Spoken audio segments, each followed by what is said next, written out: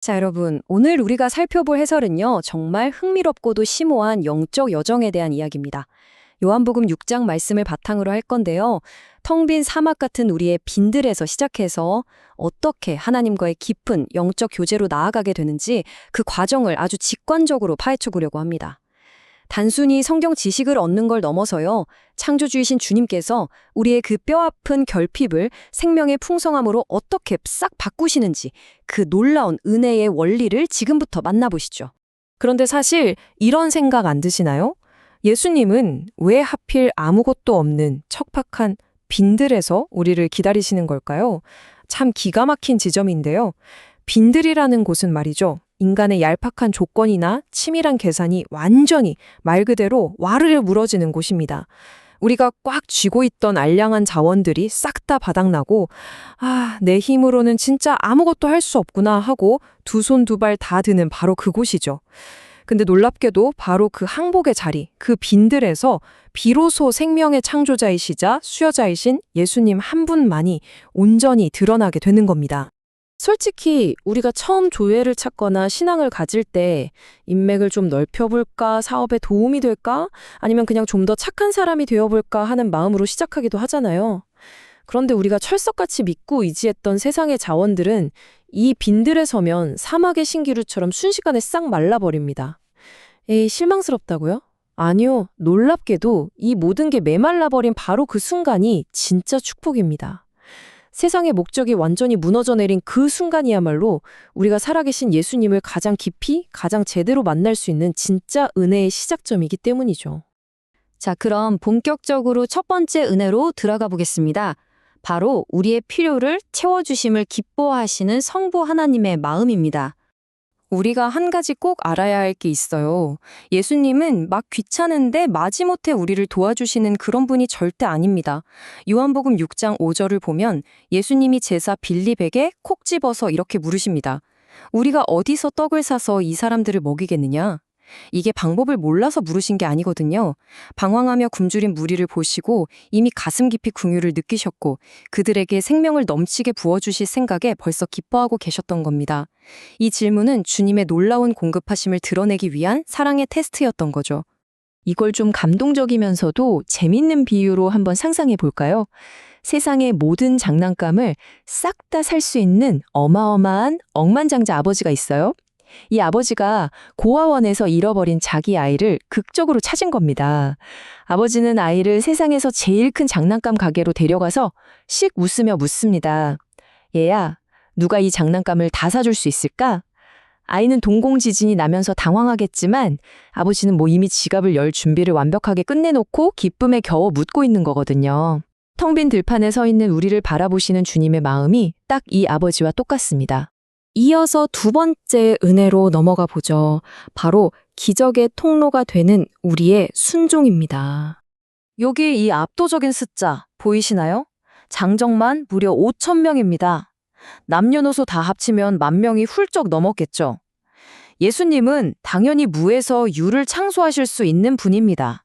하지만 굳이 한 어린아이의 도시락, 그 보리떡 5개와 물고기 2마리라는 아주 작고 보잘것없는 순종을 통로로 삼으셨어요. 이 엄청난 규모의 기적은 예수님께서 만물의 법칙을 훌쩍 뛰어넘어 창조 질서 위에서 얼마나 위대한 능력을 행사하시는 창조주이신지를 완벽하게 증명해 줍니다. 자, 여기서 우리가 기독교 신앙에서 진짜 착각하기 쉬운 중요한 포인트 하나를 짚고 나눠가야 합니다. 우리는 흔히 기적을 바랄 때 내가 이만큼 뼈 빠지게 노력했으니까 기적이 일어날 거야 라고 내 노력을 기적의 조건으로 착각하곤 합니다. 사실 그건 아니거든요. 우리의 노력은 기적을 끌어내는 조건이 아니라 하나님을 향한 굳건한 신뢰와 순종의 표현일 뿐입니다. 기적이 일어나는 유일한 원천이자 진정한 조건은요, 오직 100% 전적인 하나님의 은혜뿐입니다.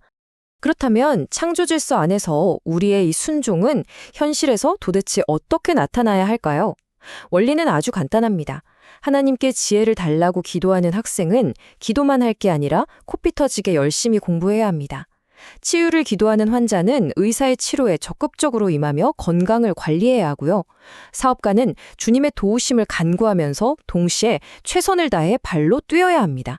이렇게 우리에게 주어진 현실의 몫을 다하면서 동시에 성자 하나님을 온전히 신뢰하는 것.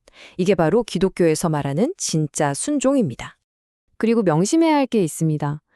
예수님께서 시간을 확 단축하셔서 로켓처럼 짠! 하고 빠른 기적을 베푸시던 아니면 만물 법칙의 순서대로 달팽이처럼 천천히 진행돼서 결국 성공적인 결과가 나오든 간에요. 결과가 빨리 나오든 늦게 나오든 그 모든 것은 다 창조주 하나님의 은혜입니다. 일이 잘 풀렸다고 내 성실함 덕분이야 라고 으스대면 안 된다는 거죠.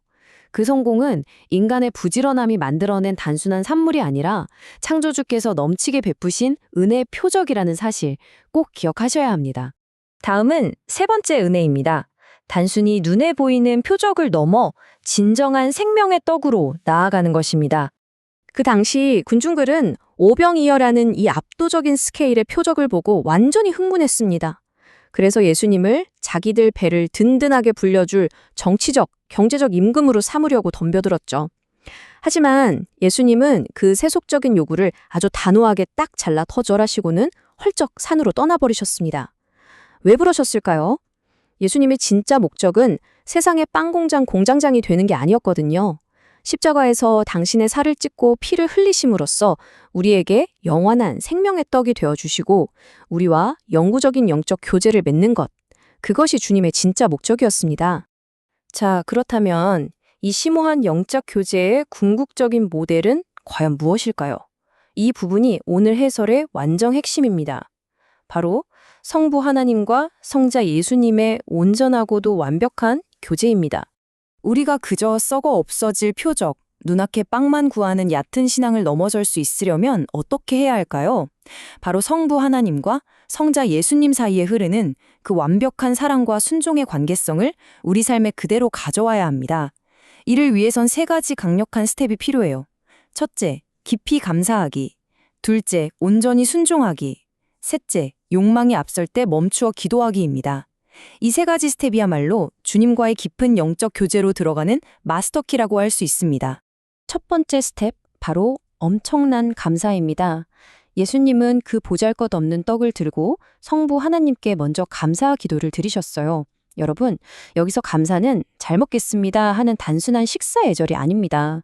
우리 살아있는 몸이 숨을 쉬고 대사 활동을 해야 생명이 유지되잖아요. 그것처럼 감사는 주님과 온전히 연합된 신자에게서 나타나는 필수적인 영적 대사 현상입니다. 내 안에 있는 부활의 생명을 심차게 펌프질하는 영적 호흡이라는 거죠. 여기서 정말 중요한 두 번째 스텝이 나옵니다. 바로 순종이죠. 예수님은 먹을 게 진짜 단 하나도 없는 사막 같은 빈 둘에서 무리에게 잔디에 앉으라고 명령하셨습니다. 아니, 계산기 두드려보는 인간의 이성으로는 이거 완전히 말도 안 되는 미친 소리 같잖아요? 하지만 참된 순종이란 그런 겁니다. 성자 예수님께서 겟세마네 동산에서 성부 하나님께 죽기까지 순종하셨던 것처럼 내 얄팍한 논리와 계산을 싹 다 접어두고 하나님의 더 높고 완벽한 계획을 철저하게 신뢰하는 것, 그게 진짜 순종입니다. 그리고 마지막 세 번째 스텝입니다. 군중들의 탐욕과 세상의 야망이 막 폭풍처럼 소용돌이를 칠 때 예수님은 어떻게 하셨죠? 세상의 왕이 되라는 달콤한 유혹을 다 뿌리치고 산으로 피하셨습니다. 모든 소란을 멈추고 성부 하나님의 사랑과 위로를 구하며 기도의 자리로 나아가신 겁니다. 우리도 마찬가지예요. 세상의 헛된 욕망이 우리를 막 뒤흔들 때 성자 예수님이 그러하셨듯이 우리도 하던 걸 다 멈추고 인간의 계산을 뒤로한 채 성부 하나님과 독대하는 기도의 자리로 나아가야 합니다. 이제 여러분에게 정말 뼈아픈 질문 하나 드려도 될까요? 우리는 육신의 결핍이나 당장 통장 잔고가 비어갈 때는 제발 기적을 베풀어 주세요 하며 그토록 간절하게 매달립니다. 그런데 왜 정작 생명의 근원이신 주님과의 깊은 영적 교제 앞에서는 텅 빈 사막의 선인장처럼 공허하게 방치되어 있습니까? 이제는 눈에 보이는 물리적인 기적만 쫓아다니는 수준을 완전히 뛰어넘어 창조주이신 주님과의 친밀한 영적 성장에 우리 영혼의 진짜 목숨을 걸어야 할 때입니다.